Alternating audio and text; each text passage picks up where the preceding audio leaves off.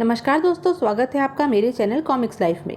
शुरू करते हैं तुलसी कॉमिक्स की एक और मज़ेदार कॉमिक्स, भूत। कथा तरुण कुमार वाही, चित्र अजय, रंग संयोजन रवि राजू। बंगला नंबर 13 जनवरी की ही वह मनहूस रात। बेड पर पड़ी बरखा एकाएक बुरी तरह से तड़फड़ाने लगी। आह! दूसरे ही पल उसकी हिरनी सी बड़ी बड़ी आंखें एक झटके के साथ खुल गई। इसी के साथ संपूर्ण बंगला एक तेज चीख से गूंज उठा। बंगले में उपस्थित अन्य 4 लोग उछलकर उठ बैठे कि क्या हुआ शेखर, ये चीख कैसी थी? बरखा उसी की चीख थी सुनीता।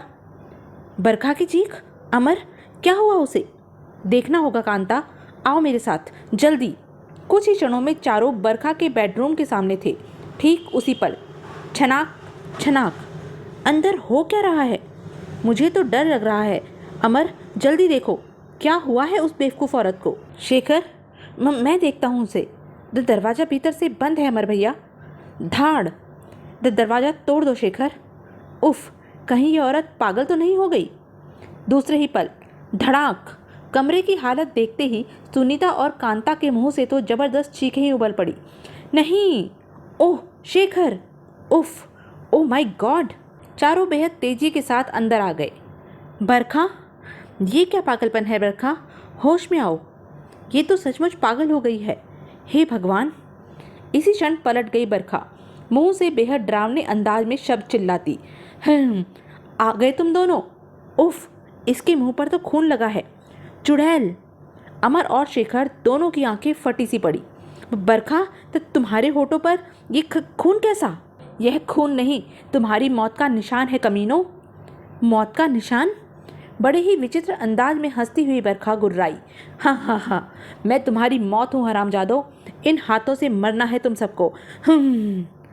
अचानक बरखा कांता पर झपट पड़ी। पहले तू मरेगी कमीनी कुतिया। आह! बरखा! अमर! आह! न, बचाओ मुझे। अमर और शेखर पागल से हुए बरखा पर टूट पड़े। छोड़ दे इसे हरामजादी। आह! दूर हट। हा। आह!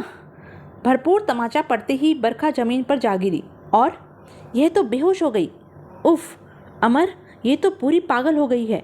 आह! मुझे तो ये आसार पागलपन के नहीं लगे जेठानी जी। तो इस पर तो शायद कोई भूत सवार था। भूत? तुम दोनों अपनी बकवास बंद करो। शेखर, देखो उसे, कमबख्त कहीं मर तो नहीं गई? ओह! शेखर ने अभी उसकी नब्ज थामी ही थी कि अरे जेठ जी, आप? बड़े जेठ जी, जेठानी जी, आप सब? और यह सब क्या है? यह सारा सामान? उफ! आप लोग चुप क्यों खड़े हैं? मुझे बताते क्यों नहीं ये सब कैसे हुआ? क्या तुम्हें कुछ पता नहीं? क्या पता नहीं है मुझे? उफ! आप लोग पहेलियां क्यों बुझा रहे हैं? साफ साफ क्यों नहीं बताते कि क्या हुआ है? कांता के बाल पकड़े रखा अपने रौद्र रूप में। क्या तुम्हें सचमुच कुछ याद नहीं कि तुमने अभी अभी क्या क्या किया? नहीं, अमर ने उसे सब कुछ बताया। ओह नो, माय गॉड, ये सब मैंने किया है। लेकिन कब? मुझे कुछ पता नहीं, मुझे कुछ याद नहीं। कमाल है। अगले दिन नाश्ते की मेज पर, बरखा, तुम कुछ ले क्यों नहीं रही? नाश्ता करो बरखा और भूल जाओ कि रात क्या क्या हुआ। कैसे भूल जाऊं कि उस रात क्या हुआ? खूनी स्वर में गुर्राती बरखा ने बर्तन अमर पर फेंक मारा। कैसे भूल जाऊं मैं? आह! अजीब स्वर में चीखते हुए बरखा ने मेज उलट दी। एक एक करके तुम सबका खून पी जाऊंगी। आह! बचाओ! आई! शेखर, इस पर किसी आत्मा का साया पड़ गया है। ओह थू! खून की उल्टी? अमर! नहीं! एकाएक बरखा त्योरा कर फर्श पर गिर पड़ी और जलबीर मछली की तरह तड़पने लगी। आह! आह! गले से विचित्र खरखराता हुआ भयानक भारी स्वर निकला। मैं मार डालूंगा, तुम सब मरोगे कुत्तों।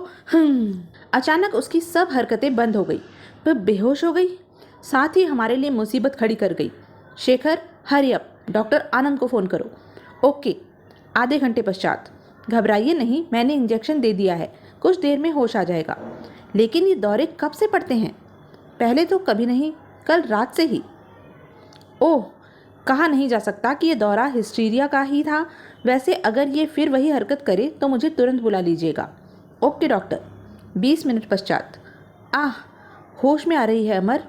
सुनीता, कांता, तुम इससे जरा पीछे हटकर रहना। बरखा, तुझ पर फिर वही दौरा पड़ गया था, तूने मुझ पर खून की उल्टी की। क्या? कांता, चुप रहो। भाभी, नहीं, चुप रहो।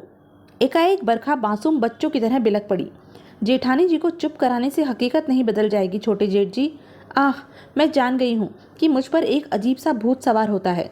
दौरे पड़ने लगे हैं मुझे, पागल हो जाती हूँ मैं। प्लीज़ जेठ जी, मुझे बताइए कि ऐसा क्यों होता है, क्यों मैं अपना होश खो बैठती हूँ, क्यों? तुम ठीक हो जाओगी बरखा। मैं एक ऐसे आदमी को जानती हूँ जो तुम्हारा यह रोग चुटकी बजाते ही ठीक कर देगा। तुम? हाँ शेखर, लेकिन तुम्हें मेरे साथ चलना होगा। शेखर अवश्य जाएगा सुनीता। शेखर और सुनीता एक कार में चल पड़े। कल सुबह तक वहाँ पहुँच जाएंगे। तुम्हारे गांव से उस ओझा को लेकर लौटने में इतना समय तो लगेगा ही। उसी रात डिनर के पश्चात अमर, बरखा के मुंह से नितिन की आवाज़ निकल रही थी।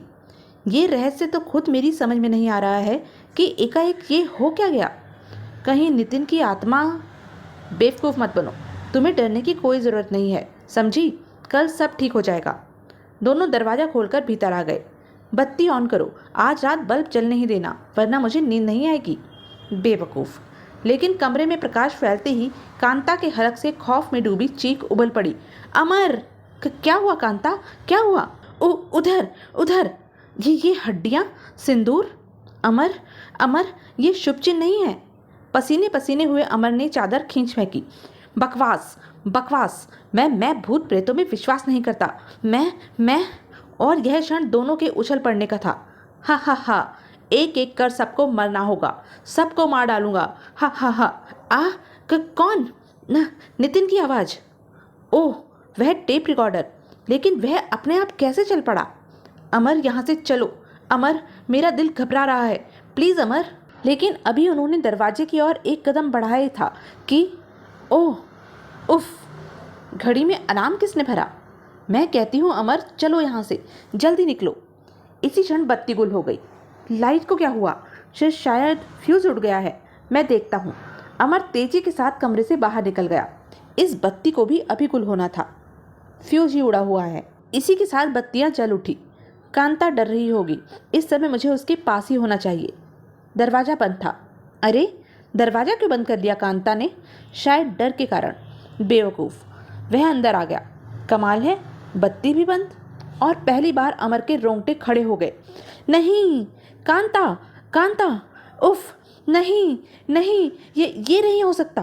कांता, आंखें खोलो कांता, मुझे बताओ कि किस हरामजादे ने किया है ये सब। मैं उसका खून पी जाऊंगा। तभी खरखराता भारी सा स्वर गूंजा। ही, अब तेरी बारी है कमीने, अब तेरी बारी है। खामोश, अब तेरी बारी है कुत्ते, अब तू ही मरेगा। ही, तू मरेगा अब। मैं कहता हूँ चुप हो जाओ। खामोश, खामोश, खामोश, खामोश। तभी जेठ जी, क्या हुआ? उफ, जेठानी जी, ओ गॉड, तुम? तो यह थी अब तक की कहानी।